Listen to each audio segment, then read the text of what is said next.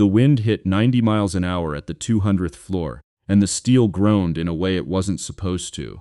Carson Reed felt it before anyone else did. A shift in the harmonic sway of the tower, a half-second delay in the dampening system's response that no alarm had caught yet. He was standing in the mechanical bay with a level in his hand and mud on his boots, 3 years removed from the corner office he used to occupy, when the numbers on his handheld monitor ticked past a threshold he'd written into the original spec himself. He dropped the level. It cracked against the concrete, and the sound echoed through the empty bay like a gunshot. 40 floors below, in a glass conference room ringed with investors from 3 continents, Vivian Sterling was closing the biggest deal of her career, a $400 million naming rights and anchor tenant agreement that would define Sterling Group for the next decade.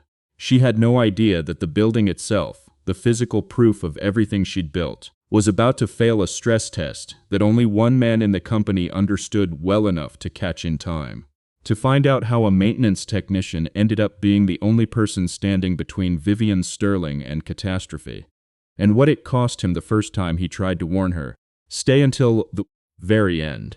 If stories about the quiet ones, the overlooked ones, the people who keep showing up long after the world stopped watching, mean something to you, let us know in the comments below. So many of you watching have lived some version of this. There's an old argument that never quite dies in workplaces like this one. Whether real loyalty means staying and enduring, or whether the company forgetting who actually built it is the greater sin. Carson would spend the next 3 years living inside that question without ever saying it out loud. 3 years earlier, none of this existed. Not the tower, not the merger, not the wreckage of Carson Reed's career that had been quietly swept into a maintenance closet on the 41st floor.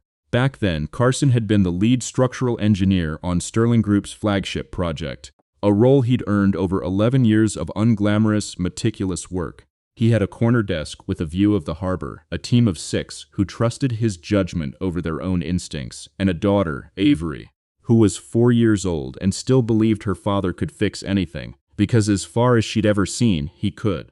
His wife had died 2 years before that, quietly of an illness that had eaten up their savings and left Carson raising Avery alone, and he had thrown himself into the tower project the way some men throw themselves into rivers, because it was the only current strong enough to carry him somewhere other than grief.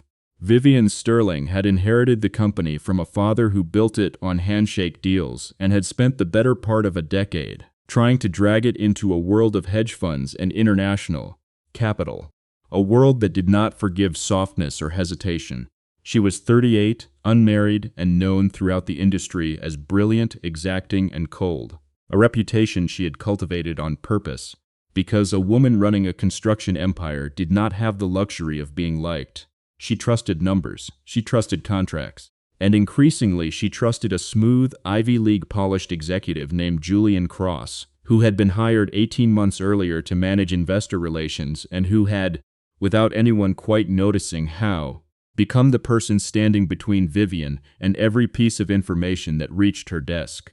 Julian was the kind of man who remembered everyone's coffee order and never raised his voice, who used phrases like "let's take that offline" and "optics matter here" to smooth over anything inconvenient. He had also, quietly and methodically, begun taking credit for engineering decisions that weren't his, decisions Carson had made. Calculations Carson had run late into the night while Avery slept in a playpen beside his desk, because there was no one else to watch her. The tower itself was the tallest residential structure Sterling Group had ever attempted, a joint venture with an international consortium that had staked its reputation on the building's completion on time and under a specific wind load safety margin that Julian had, in a boardroom presentation, quietly revised downward to make the timeline look better. Carson caught the discrepancy in a routine review. He raised it in a meeting of 11 people. Julian smiled, called it an abundance of caution on Carson's part, and reminded the room gently that structural margins were often padded far beyond what regulation required, implying, without saying it outright, that Carson was being difficult or worse, that he didn't fully understand the model he himself had built. Vivian, sitting at the head of the table, with a merger deadline breathing down her neck, and a board that wanted certainty, not caveats, sided with the version of events that let her sleep at night. She didn't dismiss Carson out of malice. She dismissed him out of exhaustion, and trust misplaced in the wrong man, and the simple fact that Julian made problems disappear, while Carson kept insisting they existed. Carson noticed all of this the way he noticed everything, quietly, without complaint, filing it away instead of fighting it. Because he had a 4-year-old at home who needed a father with a paycheck more than she needed a father with a principal. He told himself the numbers would prove him right eventually. He didn't yet know how much that patience would cost him, or how long he'd have to wait to be believed. 6 months later, on a Thursday afternoon nobody would forget, the windload numbers would come due. And Carson Reed would say something in a room full of executives that would end his career before anyone understood he'd been right all along. The Thursday in question started like any other, which was exactly the kind of day disasters preferred. A structural review was scheduled to sign off on the building's final windload certification before the consortium's investors flew in for a site inspection. A formality, everyone assumed, since Julian's numbers had sailed through every previous checkpoint. Carson had spent the 2 nights before rerunning the simulations himself, off the clock, in the small apartment he shared with Avery, her homework spread across one end of the kitchen table, and his laptop and printouts covering the other. What he found didn't just contradict Julian's figures.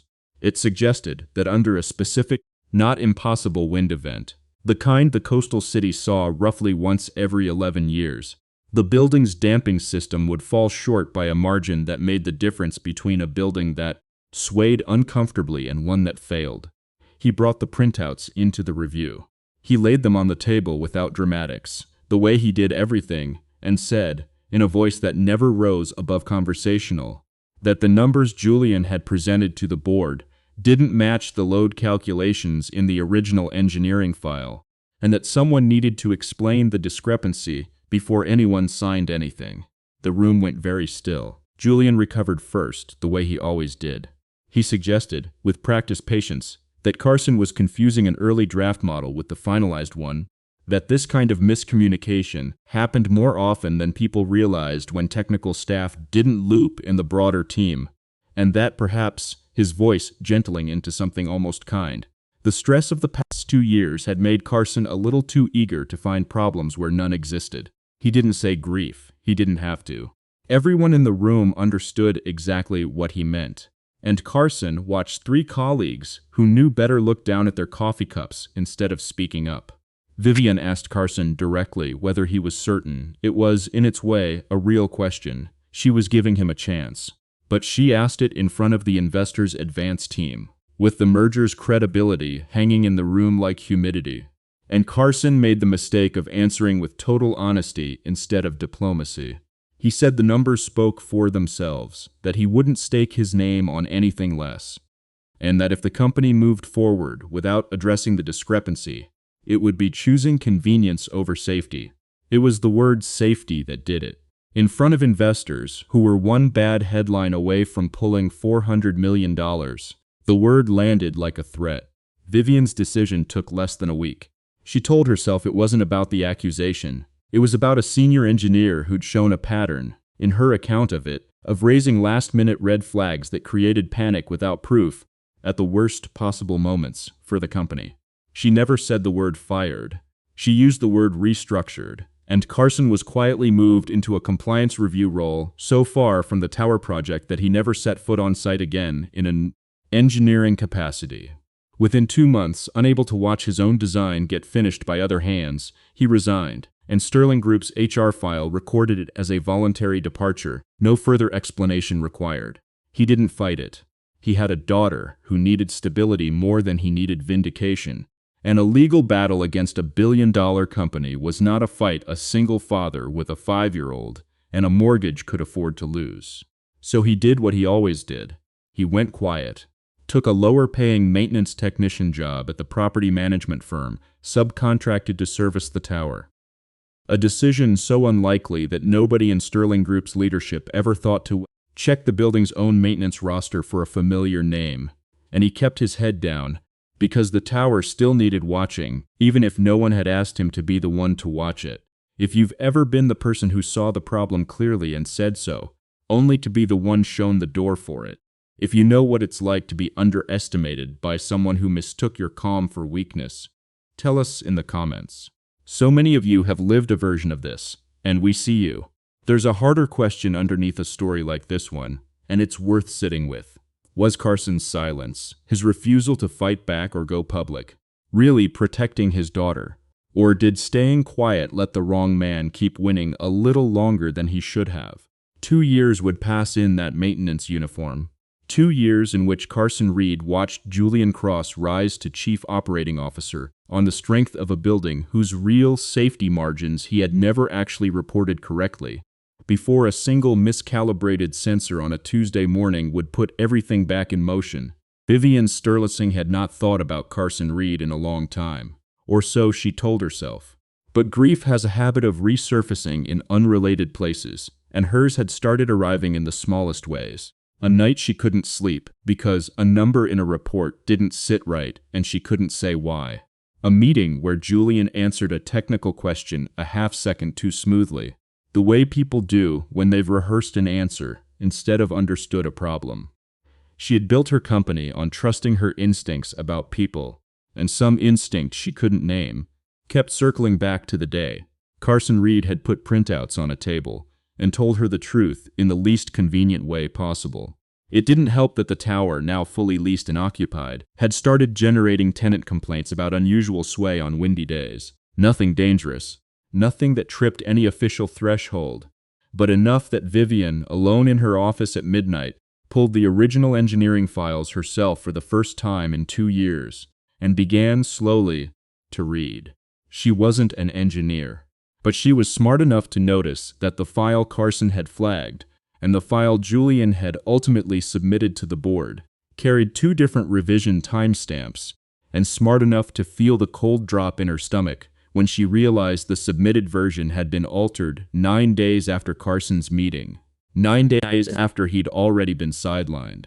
Her assistant, a sharp, quietly observant woman named Priya Nair, who had been in the building the day of that original review, and had said nothing then, because she'd been an analyst 2 years out of school, and utterly unwilling to contradict a COO in front of the CEO, found Vivian at her desk at 1 in the morning surrounded by printouts, and finally said what she'd been carrying for 2 years, that she'd seen the original file before it changed, that Carson Reed had been telling the truth, and that she'd been too afraid to say so when it mattered.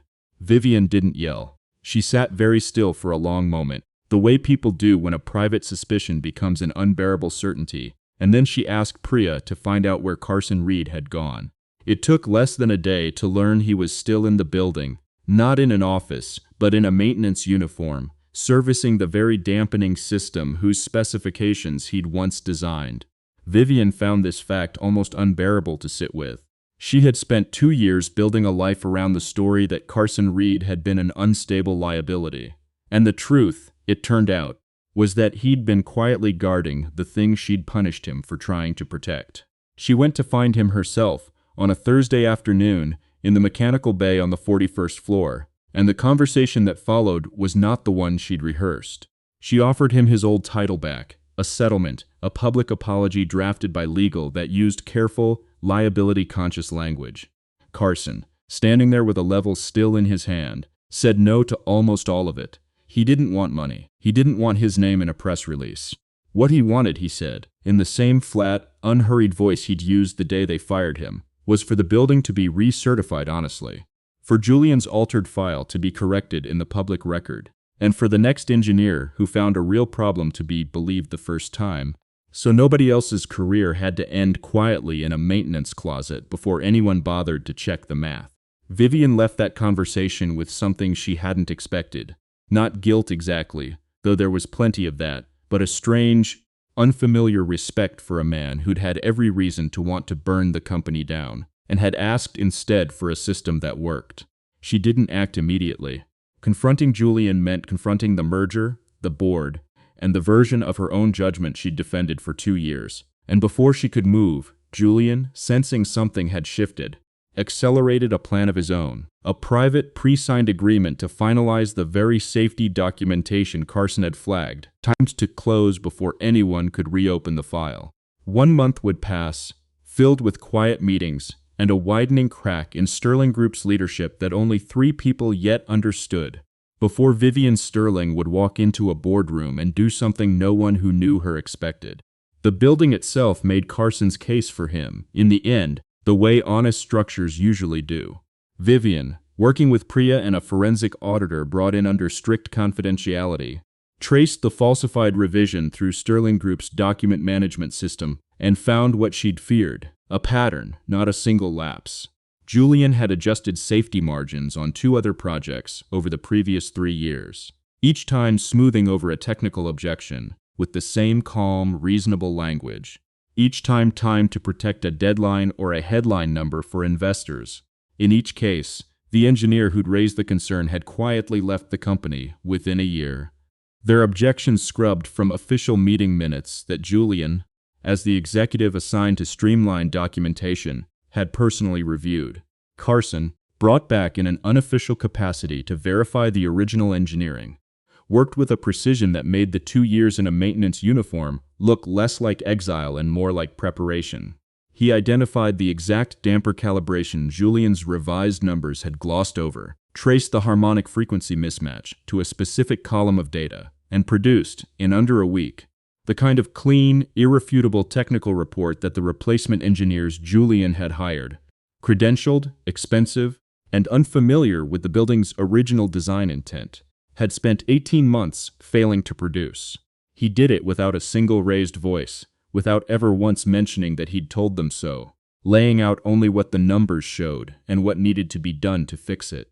It was around this time that the second controversy line of this story played out in quiet rooms across Sterling Group.